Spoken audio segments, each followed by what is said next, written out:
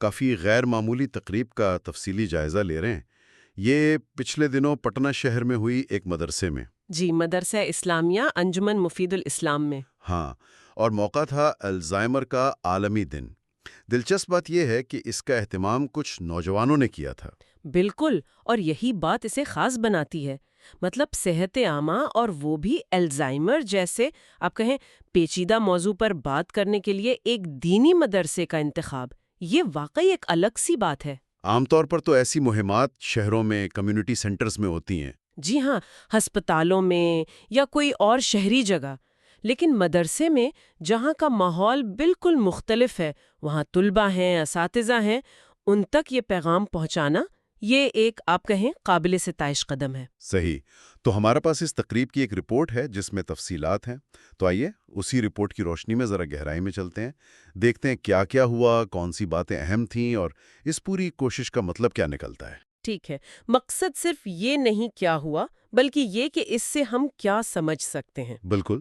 تو رپورٹ کہتی ہے کہ آغاز روایتی انداز میں ہوا، تلاوت کلام پاک سے۔ جی، مدرسے کے شعبہ حفظ کے استاد تھے جناب اسرار صاحب، انہوں نے تلاوت کی۔ یہ تو خیر مدرسے کے ماحول کا حصہ ہے، ایک روحانی آغاز۔ اور اس کے بعد پھر جو کلیدی خطاب تھا وہ ایک ماہر شخصیت کا تھا۔ ہاں، اورینٹل کالج پٹنہ سٹی کے شعبہ نفسیات کے ریٹائرڈ سربراہ ڈاکٹر بختیار فاطمی صاحب قبلہ۔ اچھا، تم ماہر نفسیات تھے۔ یہ تو بہت مناسب انتخاب تھا موضوع کے لحاظ سے۔ انہوں نے کن باتوں پر زور دیا؟ ڈاکٹر فاطمی صاحب نے الزائمر پر ایک آپ کہیں جامع گفتگو کی۔ انہوں نے پہلے تو علامات بتائیں، جیسے یادداشت کا آہستہ آہستہ جانا، سوچنے سمجھنے میں کمی آنا، روزمرہ کے چھوٹے چھوٹے کام نہ کر پانا، یہاں تک کہ شخصیت اور رویے میں بھی تبدیلی آ جاتی ہے۔ اور وجوہات، اس پر کچھ کہا؟ جی، وجوہات کا بھی ذکر کیا۔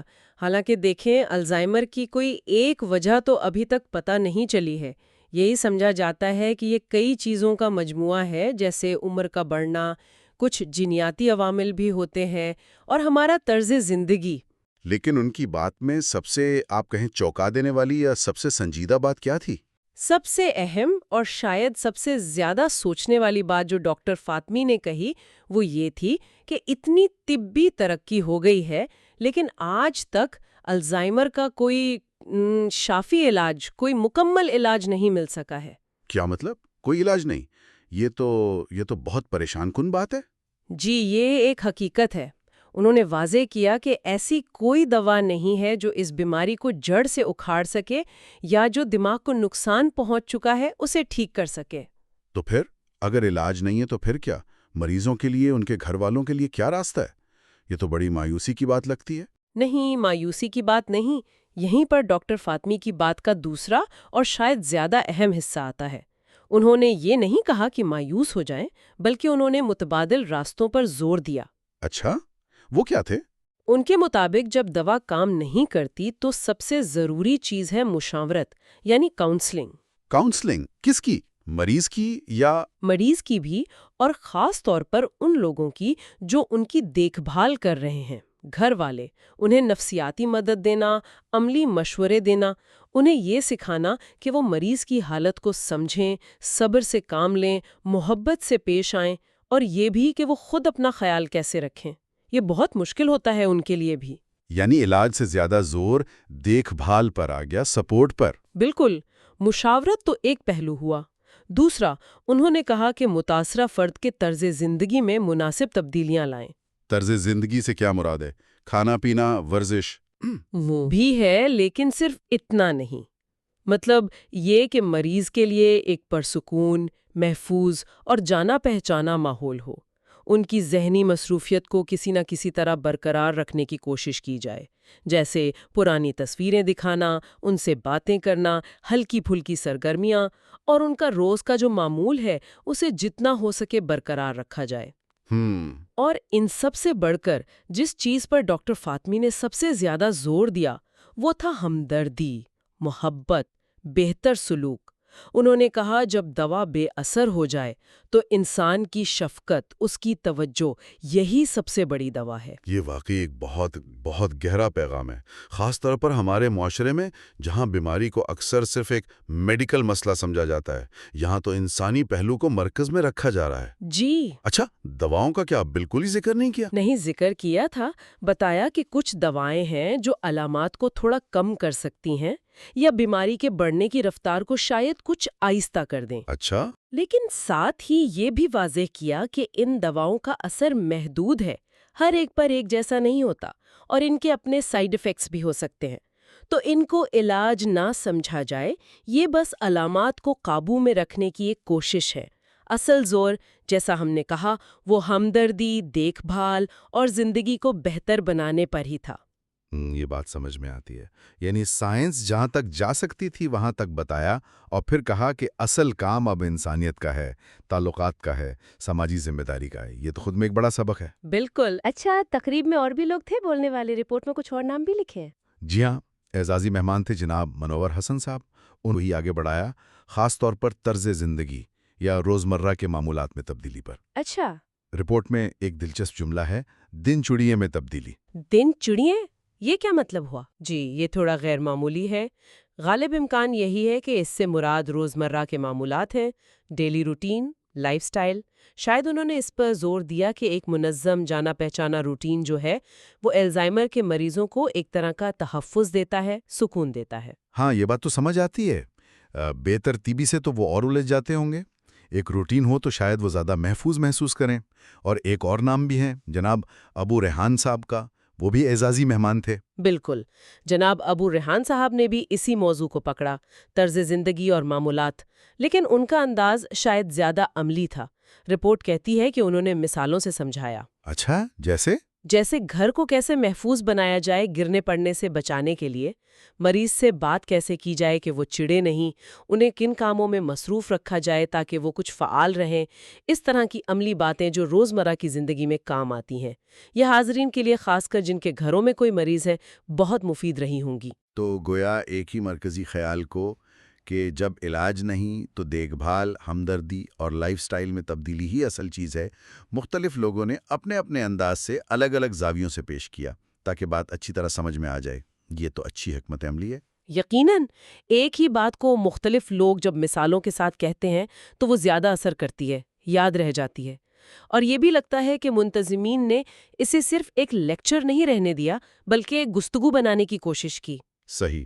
اور تقریب کے آخر میں کیا ہوا؟ ایک اور نام ہے رپورٹ میں، ابو المظفر صاحب۔ جی، اختتامی خطاب ابو المظفر صاحب کا تھا، اور ان کی بات میں ایک خاص پہلو تھا جس کا رپورٹ میں ذکر ہے۔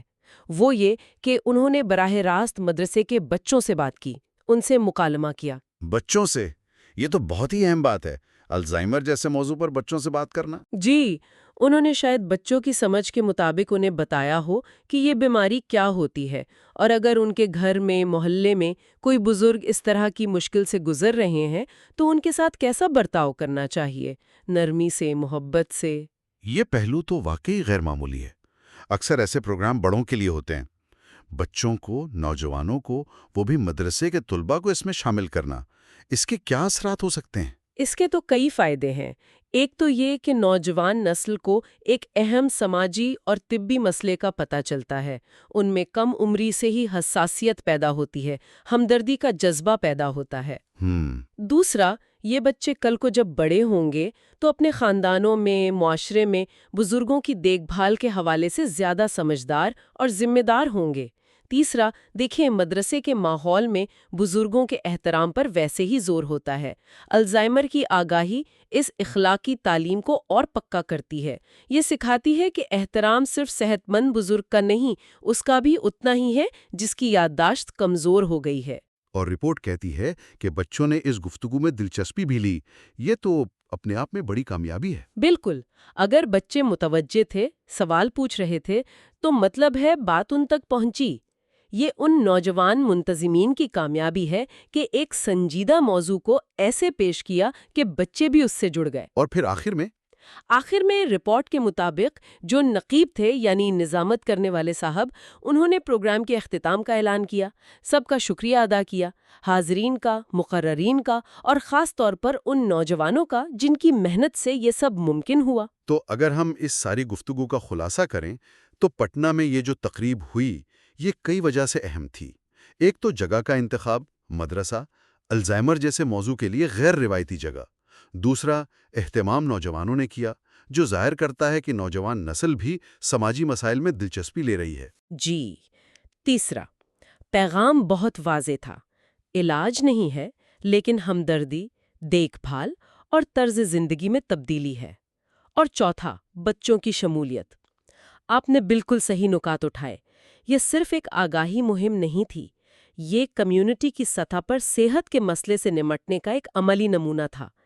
یہ دکھاتا ہے کہ صحت صرف ڈاکٹر اور ہسپتال کا کام نہیں، اس میں خاندان، تعلیمی ادارے، سب کا کردار ہے۔ خاص طور پر الزائمر جیسی بیماری میں جہاں دوا محدود ہے، وہاں سماجی اور جذباتی سہارا بہت اہم ہو جاتا ہے۔ اور یہ جو مدرسے والی بات ہے، یہ واقعی سوچنے پر مجبور کرتی ہے۔ کیا یہ ایک ماڈل بن سکتا ہے؟ کیا صحت کے دوسرے پیغام بھی ہم ایسے اداروں تک لے جا سکتے ہیں؟ یہ بہت اہم سوال ہے آپ کا۔